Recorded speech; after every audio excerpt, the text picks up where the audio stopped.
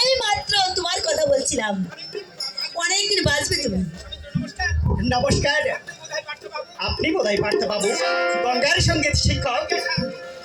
হ্যাঁ, আমি আমি আসছি গঙ্গা। আর আজ নতুন কোনো গান দিলাম না, আগামী পরশু আমি আসবো।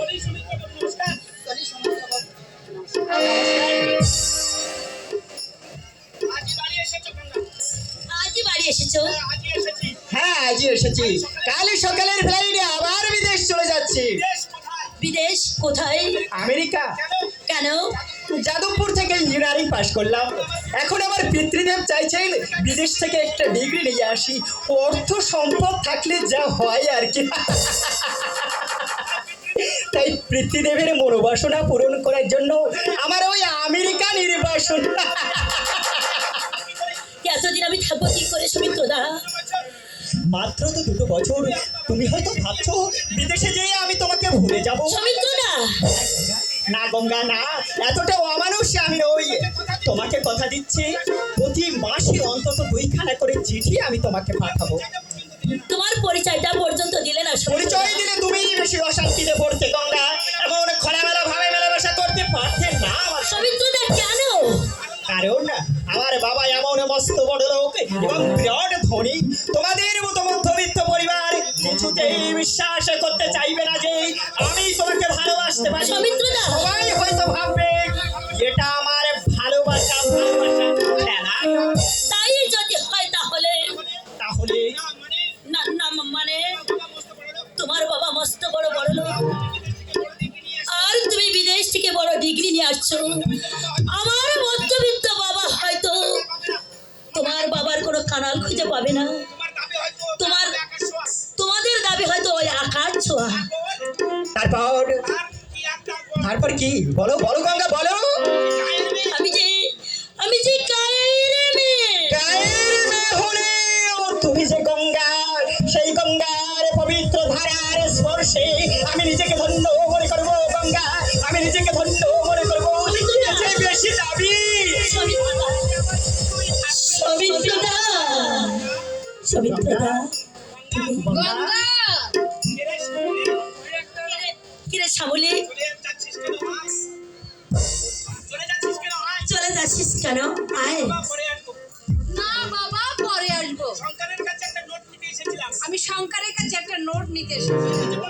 তুই কিছু মনে করিস না। তোদের মানে ইয়েতে আমি ব্যাঘাত ঘটিয়েছি। শ্যামলী, তোর তোর উনি হয়তো আমার জন্য মনে মনে হয়তো রাগ করছে। আমি চলি। হ্যাঁ হ্যাঁ, পরে দেখা হবে।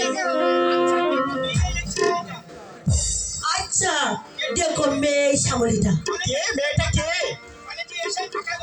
কলেজে আসে না, একেবারে পাখা গুছিয়েছে। তখন কে মেয়েটা গঙ্গা?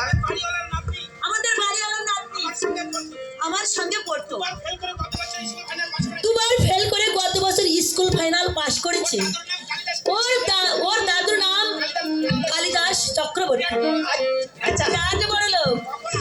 আচ্ছা, ঠিক আছে ঠিক আছে, ওসব বাদ দাও না, ওসব বাদ দাও না গঙ্গা। আমাকে একটা গান শোনাও না গঙ্গা। কাল সারা রাত ছিল ওরে স্বপনের কাল সারা রাত ছিল স্বপনের আকাশে জানো বহুদিন পর মেঘ ঢেকে উঠেছিল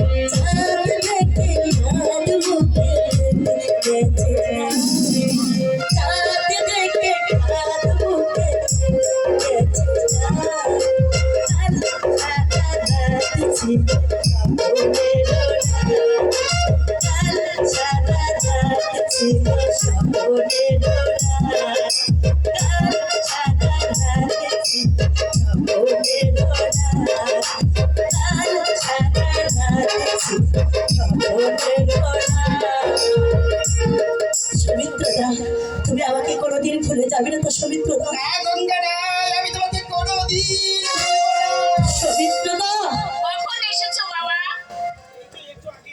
এই তো একটু আগেই। থাক বাবা থাক, প্রণাম করতে হবে না।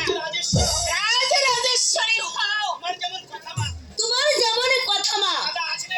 আচ্ছা, এই জগতে কি আজকাল রাজা আসে নাকি? তোমার এই আশীর্বাদটা মা ওই বড় নদীতে পড়ে গেল। হ্যাঁ জানো মা, সৌমিত্রদা না কাল সকালে বিদেশ চলে যাচ্ছে, আর 2 বছর পরে ফিরবে। সে কি এতদিন? উপায় নেই মাসিমা, উপায় নেই। বাবার এই আদেশ অমান্য করবার সাহস যে আমার নেই। গঙ্গাকে আমি অপেক্ষা করতে বলেছি, আশা করি আপনারাও আমার উপর আস্থা রাখবেন। কোথায় যাচ্ছ? একটু মার্কেটিং করার আছে, যাবে আমার সঙ্গে? যাবো মা। যাও, তবে বেশি রাত করো না, তাড়াতাড়ি ফিরে সে এসো। আপনাকে ভাবতে হবে না মাসিমা, আমি ওকে বাড়ির গেট পর্যন্ত পৌঁছে দিয়েই তারপরে যাব। এসো গঙ্গা। আচ্ছা মা, আমার লক্ষ্মী মা।